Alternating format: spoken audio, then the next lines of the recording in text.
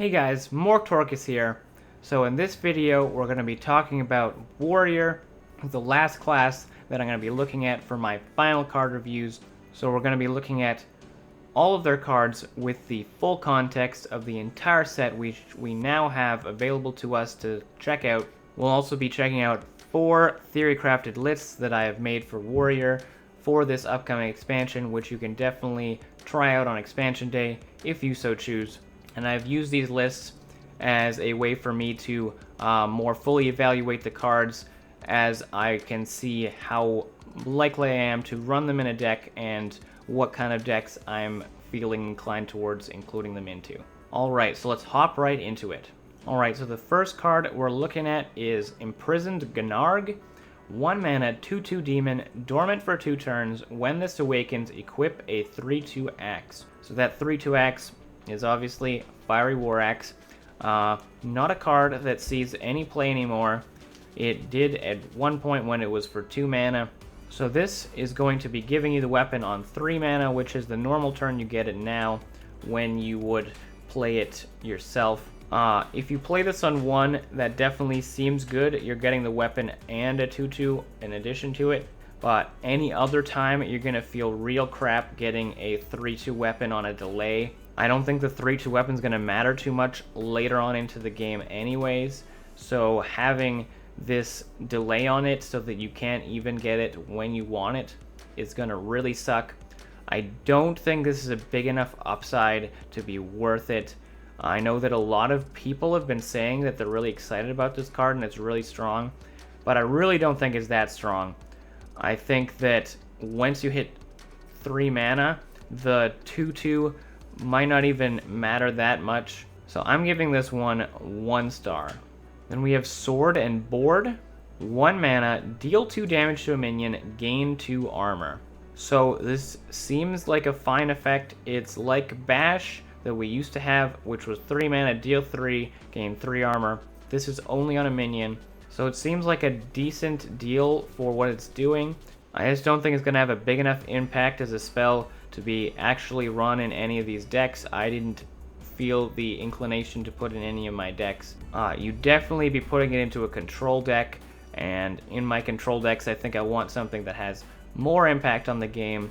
This is definitely only going to really matter in the early game, aside from maybe you use it as an execute activator or something like that. So I think this just won't have enough impact. I'm going to give this 1 star.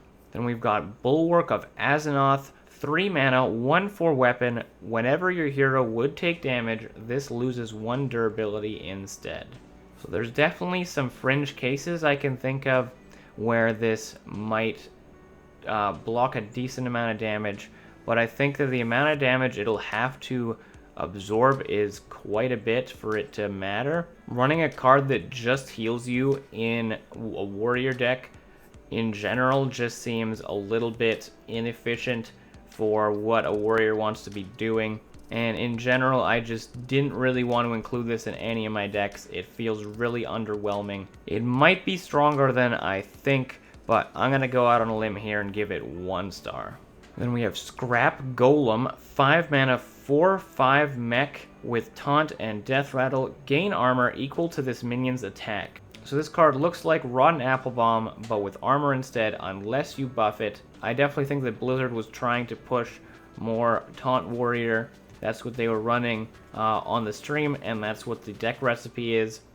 I don't think that Taunt Warrior is going to be a thing. They put most of the taunts into neutral, and obviously, as neutral cards, they're not going to be incredibly powerful, and this one itself also isn't incredibly powerful.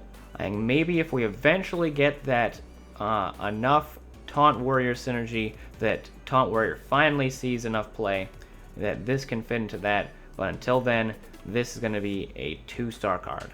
Then we have Kargath Blade Fist. 4 mana, 4/4 with Rush and Death Rattle. Shuffle Kargath Prime into your deck. And Kargath Prime is an 8 mana, 10/10 with Rush. Whenever this attacks kills a minion, gain 10 armor. So the 4/4 body is pretty good for the first part with the rush and such.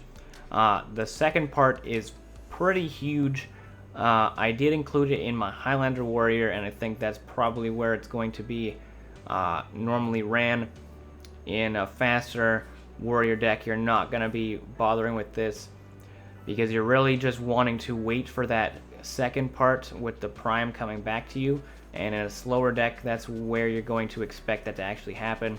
I think that this will be a pretty strong card in that Highlander Warrior, although Highlander Warrior is losing a lot of their dragon synergy, which was in Rossicon's Rumble, and I think Highlander Warrior is going to become quite a lot weaker with that, as well as the fact that we don't have Dr. Boom in there anymore. So I think I'm going to give this card 3 stars. Then we have Blade Storm, 3 mana, deal 1 damage to all minions, repeat until one dies. So this definitely seems like a good control tool.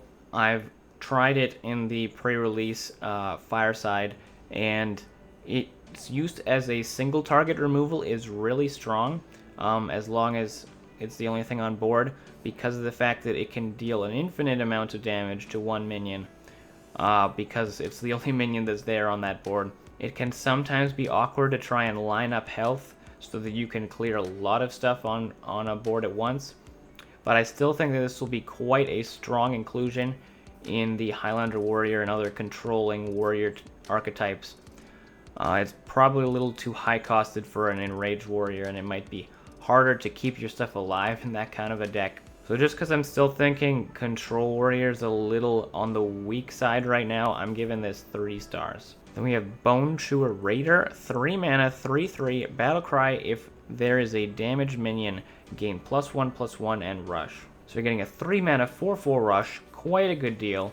I think in an Enraging Warrior deck, a damage-based Warrior deck, this will pretty much always be active, and then you're going to be pretty happy with this. So I think in those kinds of a deck, this will be good. I still don't know if it's always going to be your best option. I definitely see this as not so powerful that you couldn't sub something else in for it. So I'm going to give this one 3 stars. Then we have Blood Boil Brute, 7 mana, 6/8 rush, costs 1 less for each damaged minion. So this is a huge rushing body. You can make it quite cheap if you do a whirlwind effect or something with your risky skipper, or just a straight whirlwind, whatever you need to be doing. This is already a well-setted minion for its mana cost, so making it any cheaper is going to feel really good.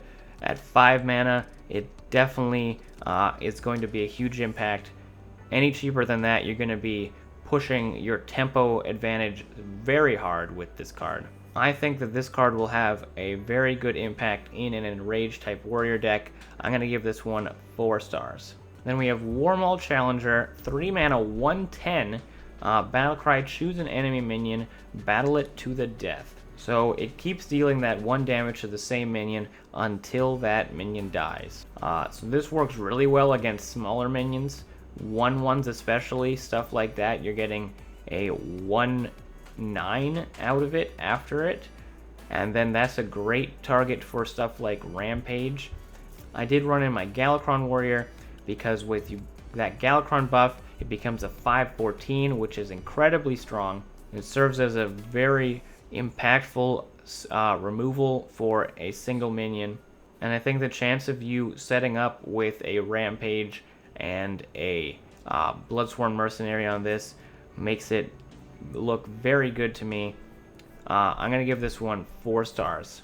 And then the last card we have is Corsair Cache, 2 mana, draw a weapon, give it +1/+1. So I think in most cases this is pretty hard to line up in a deck that cares that much about this kind of thing. If it's a faster deck, you're not necessarily going to want to spend 2 mana to be doing this effect. You're just going to want to have the weapon and play it and use it, and you're going to want a lot of minion pressure. And in terms of slower warrior decks, I can't really think of what weapon you care too much about pulling with this. Definitely not the Bulwark of Azeroth, because that card is not going to be good. I did run it in my Quest Pirate Warrior, which I have had some success with in the past, and I think it is a slow enough deck that while it is trying to do pirate stuff, it can afford to do something like this a lot of the time. Not that that deck is necessarily going to be that good, but overall I think that in the future we might find a deck that is more interested in this, that is more likely to be a top tier deck. So I'm going to give this one 2 stars. Alright, so let's check out the Theorycrafted deck list that I have come up with for Warrior. So this first one is a Galakrond Warrior. Galakrond Warrior is not losing very much. They already lost the Acolyte of Pain, but they've already managed to replace that with other things. Obviously they have less draw in the deck, but that's just the price that they have to pay. So this deck list is obviously quite close to what we already have. Normally, I just put in a couple of new things. We've got Warmaul Challenger and Rampage, which I said as I was talking about Warmaul Challenger is a combo I really like.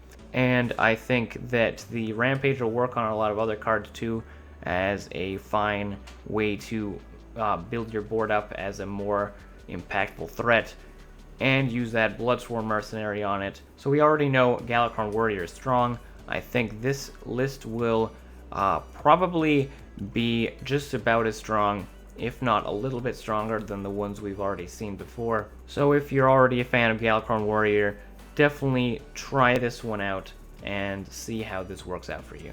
Then we have my Quest Pirate Warrior. I did make a video about this quite a few weeks ago. I had a lot of fun building that deck, and I was surprised at how well it was doing. It actually had a great matchup against Hunters. But we are losing a few pirates like the Sharkfin Fan, which was a great addition. So I had to switch a few things around in here. But we do have that Corsair Cache in here now, so that's going to potentially make the deck more consistent than it already was, pulling your 3 mana weapons to play on that turn, and it's bundling upgrade basically into your weapon tutoring. We still have the upgrades in there anyways, just so we're staying consistent. Basically the idea of the deck is you've got the quest, you have these pirates keeping you going in the early game. When you start running out of gas, that's when your quest is done and you start activating the hero power, building up very threatening boards that are hard for your opponent to keep up with. I definitely like this a lot. We've got a lot of different pirates. The Horde Pillager has a very strong impact on this deck, and Sky General Crag is in there. It's interesting that in a lot of Pirate Warriors, Sky Raider giving you another Sky General would be bad, but in this deck, when you pull Sky General off of your Sky Raider, you're very happy because you already are running the quest, and that's an upside that you were hoping to get. The next one is our Enrage Warrior. So it's got all of the general stuff you'd expect with the Risky Skipper and the Inner Rage. I've got Temple Berserker and Injured Tol'vir in here as cards we've seen in decks like this before. Obviously Bomb Wrangler, super good card to be damaging. I've got Octosari in here because we really don't have much draw outside of the Battle Rage, and it'll be a huge reload for a deck like this. The Blood Boiled Brute, I hope, will be making this whole thing come together quite well in giving you these huge swings. And you still have that Galakrond ability to duplicate it with the Inner Rage and finish your opponents off with a quick burst. And I also just threw in Bone Shrewer Brawler as another 2-drop that you can have in there, and Guardian Og Merchant, a card that can activate a minion getting that damaged state as well as giving that Divine Shield, and I think that'll be pretty cool. And the last deck we have is Highlander Warrior. So as I said earlier, Highlander Warrior is losing a lot from this rotation, but I did build a new list here anyways. We've got Blade Storm as a new way to deal with some stuff. Kargath Blade Fist obviously in here because it will have that huge late game impact when you draw that 8 mana prime minion. I got Magtheridon in here because I think it's actually not going to be too difficult to trigger that, and it could be an extra big threat in the deck. You can actually use Blade Storm with it, as long as there's nothing lower health than those 3 health minions that you're playing. So as long as your opponent is running larger minions and stuff, it's basically a 7 mana Twisting Nether with a 12/12 attached. So that seems really good to me. Though obviously having one copy of everything, it's going to be less likely to happen that way.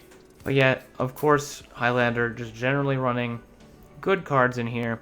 I did run a Gore Howl because I think that that's a good way of dealing with a lot of threats, and we don't really have better options right now, sadly. So I think this will be a lot weaker than the old Highlander Warrior, but I still think it's worth a shot if you want to try it out. So feel free to do that on expansion day. Alright, so that's all the decks. That's it for this video. Please leave a like if you enjoyed it. Comment down below what you think of Warrior and what decks you're excited to try out for them. Please subscribe if you'd like to see more of my content in the future. And definitely drop by my stream. It's twitch.tv/morktorkus. We stream at 7 p.m. PST every weekday playing Hearthstone.